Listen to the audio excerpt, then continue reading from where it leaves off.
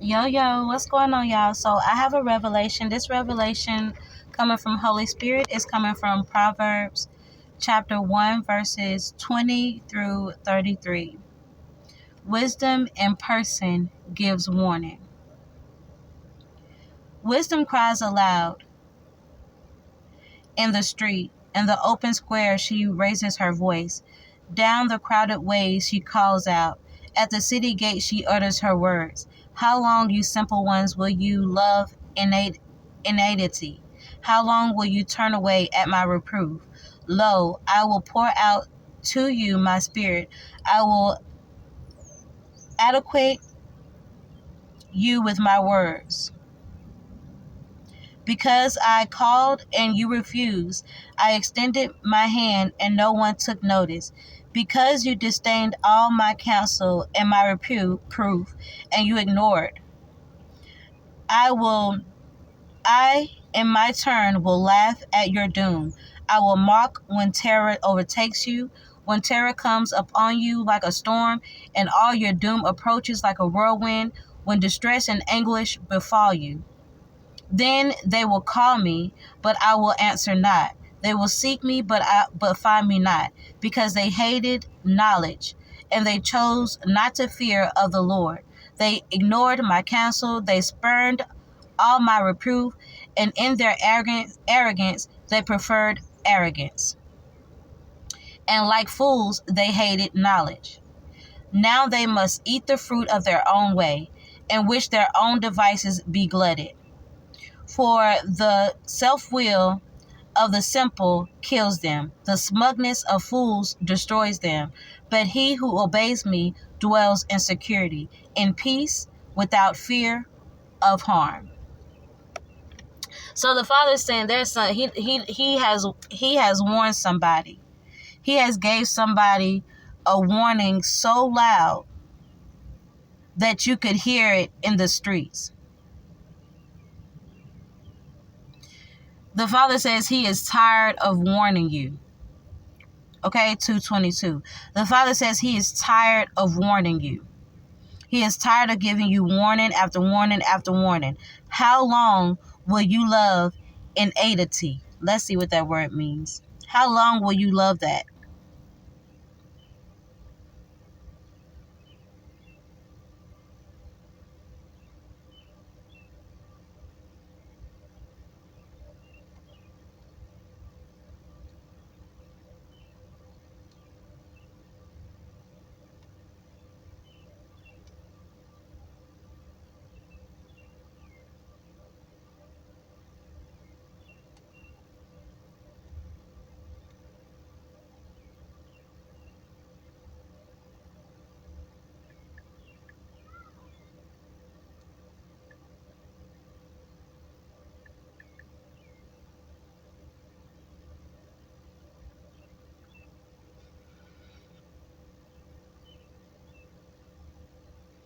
The quality of it being extremely silly or having no real meaning or importance, or something that is extremely silly like this. I was amazed at the inanity of her comments.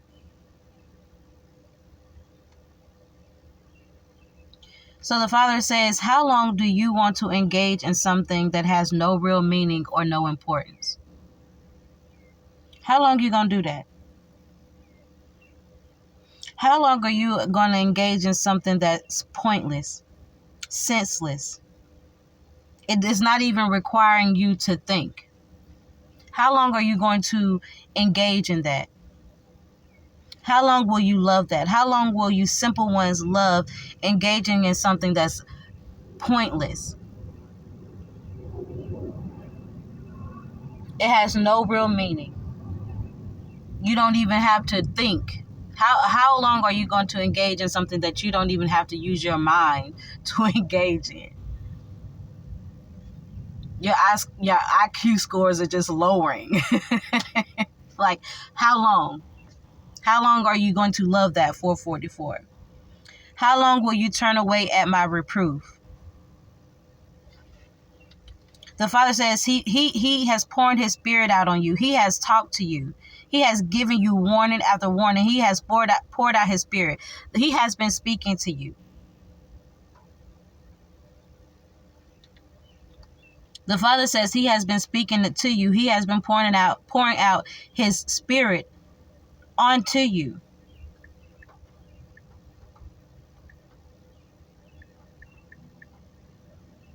And he says he speaks to you in a way through your knowledge and your experience of something. He says this is how he's speaking to you.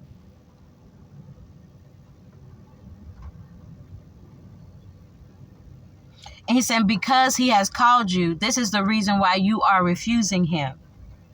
He said he extended out his hand and you act like you didn't even see it. Like the Lord extended out his hand to you to help you, and you act like you didn't want it, you didn't see it, you ignored it. You didn't even take notice of the thing that the Father was trying to help you with, or to extend out his hand. You didn't even take notice of that thing. Because you disdained all of his counsel. And this is why you didn't take notice of the thing that the Father was trying to give to you or to help you with. A feeling that someone or something is unworthy of your consideration or respect.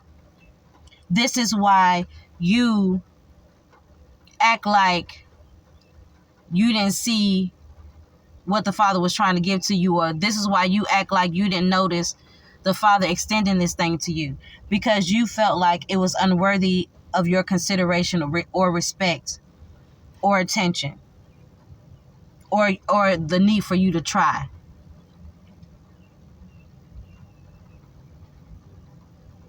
You didn't like what the Father had to tell you. You didn't like what the Father had to give you, and that's why you act like you didn't notice or why you ignored it. And the Father said, I will in turn laugh at your doom. I will mock the terror that overtakes you. When terror comes to you like a storm and your doom approaches like a whirlwind, when distress and anguish befall you, then you will call me. But the Father said, I already tried to help you. I already tried to reach out an extended hand to you. But because it's not what you wanted, because you didn't like what I said, because you didn't like what it was, you didn't take it. You refused it. You act like you didn't see it. But when you start going through all these things, distress and anguish, and it feels like you're going through a whirlwind and a storm, then the Father says, then you're going to call him. But he says that he's not going to answer you then, because you hated the knowledge that he gave you, and you chose not to fear the Lord. You was like, I'm not listening to that. I'm not doing that. I'm not listening to that. I'm not doing that. And you chose not to fear the Lord, and you ignored the things that he told you. And you were very arrogant and prideful. And now the Father says, now you're going to have to eat the way of your own fruit. You are going to have to, with their own devices, be glutted. So you're going to have to carry the weight of your own sins. You're going to have to carry the weight of the own fruit. The fruit that you bear, you're going to have to eat those and carry the weight of it. Because when the Father tried to help you, you didn't want his hand, his extension hand. You didn't want that. Okay, so now whatever it is, the fruit that you bared from whatever it is that you've done, because you refused to listen to the Lord and you didn't want to do what he told you to do because you didn't like it, because you didn't want to. Now the fruit that you bared from whatever it is you did, you're going to have to carry the weight of that fruit. For the self-will of the simple kills them. The smugness of fools destroys them. But he who obeys and dwells in security and peace without fear and harm. So the Father is saying, since you wanted to be self-willed, which is that's the devil's way. Do what thou wilt. That's the devil's law. Do what thou wilt. You want to live in self-will. You want to do what you want to do and not what you were told to do. Then this is something, you want to be smug. Then this is something that will destroy you. Having a smug attitude, trying to do what you want to do, this is something that will destroy you. And again, being smug is having excessive pride in your own achievements, what you can do for yourself. This is someone who is very arrogant, very smug. You don't want to do what the Father is telling you to do. You want to do what you want to do because you think you are better than what he is asking you to do. You think what he's asking you to do is beneath you. Or you just don't like it. You just don't want to do it. Whatever it is, you might just not want to do it. The Father says, since you don't want to listen to him and do what he's telling you to do, because this is what's going to help you, then do what you want to do and bear the fruits of doing what you want to do. Because the only people that have security and peace without fear and harm are the people that obey him and dwell with him. But if you're operating outside of his will and you're doing what you want to do what thou wilt, which is Satan's commandment, living in self-will, pleasing yourself, doing what you want to do, what makes you happy, your own achievements, your own goals. The Father says, then live in the fruit that comes from that. Live in the fruit that you bear from doing what you want to do.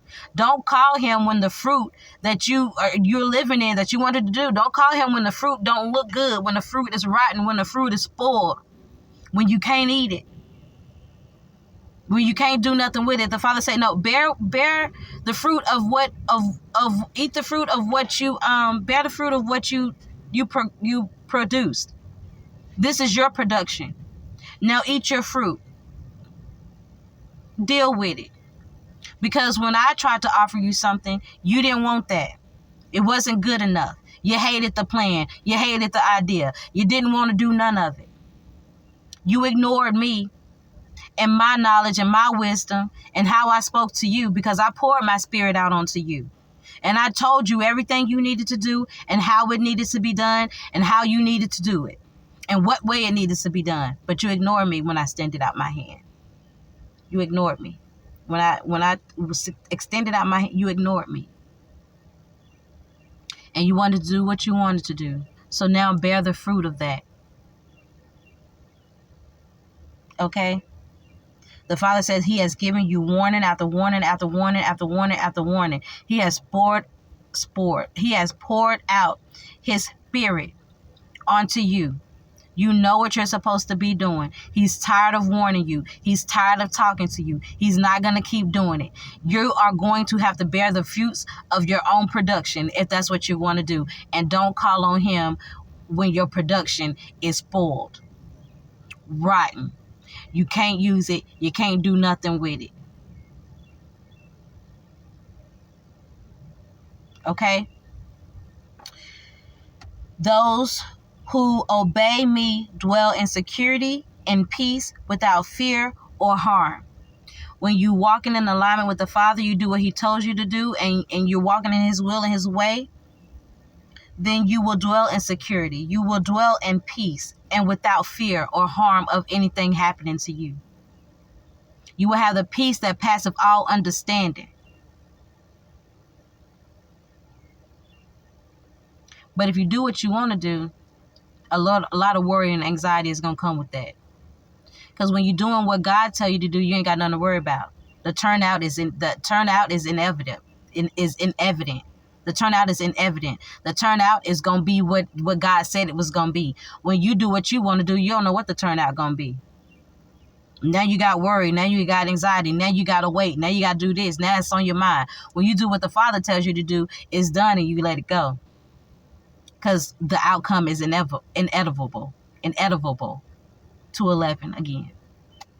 Okay? The outcome is inevitable. I can't say it, but you know what I mean. The outcome is what it is. As it is in heaven, so shall it be on earth. When the Father tell you what to do and the word leaves his mouth, that's a command. It is written. It shall not be changed. You doing what you want to do, that thing can change when a heartbeat. The Father say, tell me your plans, he'll laugh. Okay? Tell me your plans, I'ma laugh. It's best that you listen to the Father and what he tells you to do. Because what's on heaven and it comes down to earth, so shall it be. So shall it be. Okay? And if you out of alignment with that and God's words and you doing what you want to do, then you're going to have to bear the fruit of that. And that's what the Father is saying. You're going to have to bear the fruit of your own production, of you doing what you want to do. Don't call on him and scream his name when he already told you what to do, how to do it, when to do it, when he's pouring out his spirit onto you and you ignoring him, and all that he's trying to hand out to you and help you in any way that he can, and you still choose to do what you want to do. Don't call him. Bear the fruits of your own production. Okay? And that's what the Father is saying. He done warning you. If you're going to do what you want to do, bear the fruits of your own production. Don't come calling him when it all come crashing down. Don't call him when it all come crashing down. Bear the fruits of your own production. If you're not going to listen to him and do what you want to do, so shall it be. Peace.